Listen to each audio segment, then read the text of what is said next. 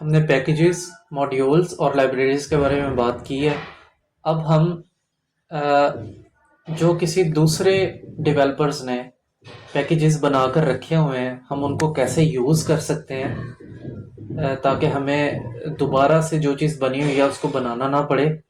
तो उसके लिए हम एक पैकेज मैनेजर यूज़ करते हैं जिसका नाम है पिप। ठीक है, PIP। तो यहाँ पर मैं लिख भी देता हूँ। हम पिप का यूज़ करेंगे। Pip stands for package installer for Python. ठीक है, तो ये क्या है? ये आप कह लो कि एक प्लेटफॉर्म है जिसके ऊपर मुख्तलिफ डेवलपर्स ने, मुख्तलिफ लोगों ने अपने टूल्स बना के, अपने कोड डेवलप करके उसको पब्लिक किया हुआ है ताकि दूसरे लोग उसको यूज़ कर सकें अपने प्रोजेक्ट्स में। ठीक है, तो जब आप पाइथन इंस्टॉल करते हो तो पिप उसके साथ ऑटोमेटिकली इंस्टॉल हो जाता है। ठीक है, तो आपको मैं वेबसाइट दिखाता हूँ।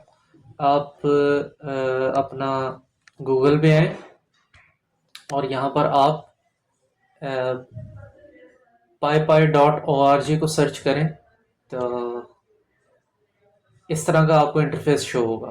ठीक है, तो यहाँ पर आप कोई भी जो भी पैकेज है उसको आप पढ़ सकते हो कि वो क्या करता है, किस लिए बना है, किसने बनाया है, वगैरह वगैरह।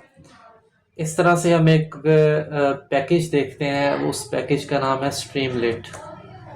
हम इसको यूज़ भी करेंगे। ठीक है, अभी इसके बाद हम इसको यूज़ करेंगे। तो इस तरह से ये हमारे पास स्ट्रीमलेट है। ठीक है, मिलते जुलते नाम होते हैं, तो जो आपको चाहिए एग्जैक्टली आपने वही वाला नाम लिखना है। जिस तरह अब ये देखो, हमें स्ट्रीमलेट चाहिए तो यहाँ पे स्ट्रीमलेट 1 भी है। इस तरह HF स्ट्रीमलेट है, जैक स्ट्रीमलेट है, इस तरह से। ठीक है, तो अच्छा, तो ये हमने बात कर ली पैकेज मैनेजर की। अब ये पैकेज को मैनेज करता है, यानी कि जो भी आपने पैकेज उठाकर लाने हैं ना अपने वर्किंग इन्वायरमेंट में, जो कि आपके रिमोटली कहीं कहीं और पड़े हैं और आपने उनको इंस्टॉल करना है अपने प्रोजेक्ट के अंदर, तो आप पिप के थ्रू इंस्टॉल करोगे। ठीक है, तो अब हम इंस्टॉल करके देखते हैं पैकेज को। आपने कंट्रोल प्लस टिल्डा से ओपन करना है अपना टर्मिनल और आपने मेक श्योर करना है कि आप अपने इन्वायरमेंट में हो, क्योंकि हमने जो भी पैकेज इंस्टॉल करना है हमने वो सिर्फ अपने इन्वायरमेंट में, उस प्रोजेक्ट के इन्वायरमेंट में इंस्टॉल करना है जिसके अंदर हम काम करें। ठीक है, तो इंस्टॉल करने के लिए जो कमांड यूज होती है, आपने पहले लिखना है पिप।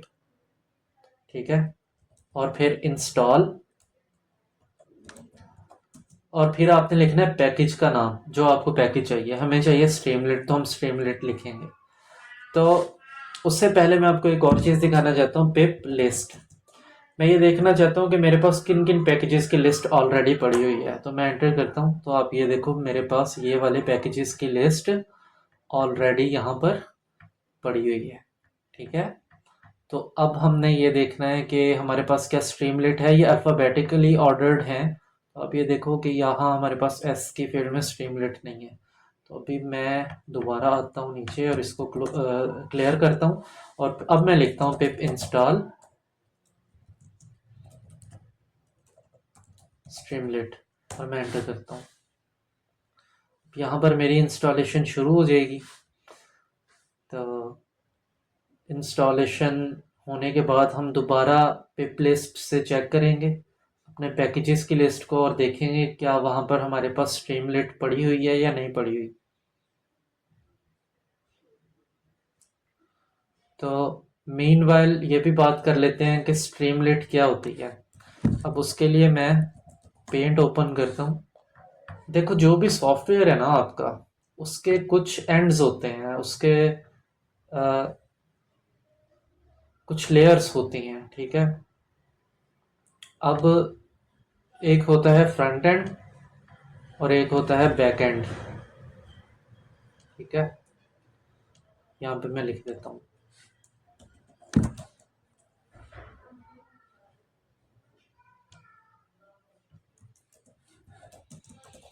फ्रंट एंड और बैक एंड।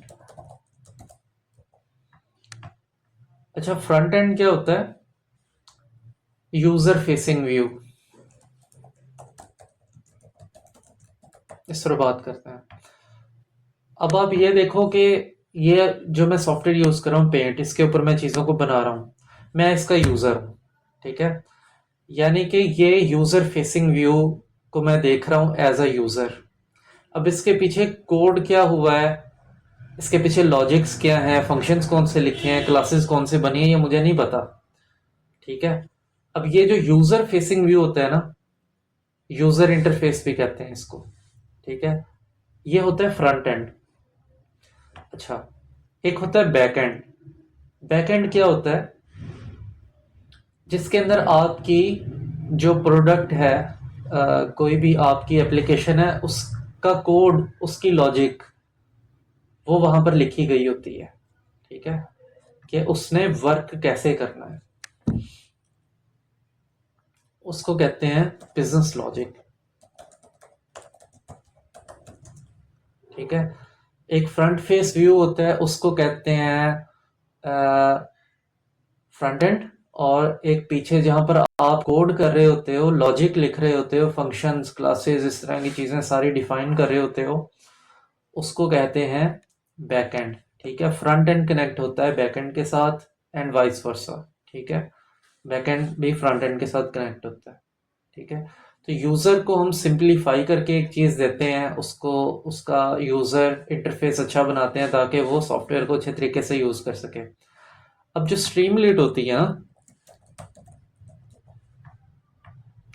वो यूज होती है यूजर इंटरफेस प्रोवाइड करने के लिए, ठीक है। यानी ये फ्रंट एंड बनाने के लिए यूज होती है। अब ये फ्रंट एंड की टेक्नोलॉजीज जो होती है ना, वो वेब टेक्नोलॉजीज होती हैं, उसके अंदर बहुत सारी चीजें होती हैं, लेकिन अभी हम अपने आप को सिर्फ पाइथन ओरिएंटेड रखेंगे। हम H T M L C S S JavaScript की तरफ अभी नहीं जाएंगे। बेसिकली फ्रंट एंड की जो टेक्नोलॉजीज ओरिजिनली हैं, वो H T M L C S S JavaScript है, लेकिन हम अभी इस तरफ नहीं जाएंगे, ठीक है। हम अभी इस तरफ नहीं जाएंगे, हम अपने आप को सिर्फ पाइथन ओरिएंटेड रखेंगे। तो पाइथन के अंदर हम, जब हमने क्विकली एक यूजर इंटरफेस देना होता है एप्लीकेशन का, तो हम स्ट्रीमलिट का यूज कर सकते हैं। तो हम स्ट्रीमलिट का यूज करेंगे। हम पहले फ्रंट एंड को बनाना सीखेंगे, उसके बाद हम इस फ्रंट एंड को इंटीग्रेट करेंगे अपनी किसी बैक एंड के साथ, उसको बना के। लेकिन हम प्रैक्टिकल पाइथन के अंदर हम स्ट्रीमलिट को सबसे पहले देखेंगे, ठीक है। आई होप आपको फ्रंट एंड और बैक एंड की हल्की फुल्की सी अंडरस्टैंडिंग हो गई होगी। जब हम करेंगे तो हमें मजीद इसके बारे में पता चल जाएगा।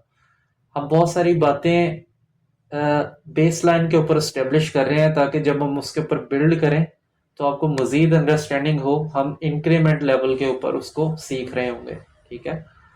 तो अब हम चलते हैं अपने कोड की तरफ वापस। अब आप ये देखें कि यहाँ पे हमारा ये इंस्टॉल हो गया स्ट्रीमलिट। अब मैं इसको क्लियर कर देता हूँ, CLS से हम क्लियर करते हैं अपने टर्मिनल को, और यहाँ पर अब मैं लिखता हूँ पिप लिस्ट, और हम देखते हैं क्या स्ट्रीमलिट हमारे पास है। तो आप ये देखो स्ट्रीमलिट का वर्जन 1.42 हमारे पास इंस्टॉल हो चुका है, ठीक है। हमने फ्रंट एंड को भी डिस्कस कर लिया कि क्या होता है। अब हम इसके बाद प्रैक्टिकली अपने फ्रंट एंड को बनाएंगे, ठीक है, उसको सीखेंगे, और उसके बाद हम अपनी डेटा इंटेंसिव एप्स और आर्टिफिशियल इंटेलिजेंस की तरफ हम चले जाएंगे।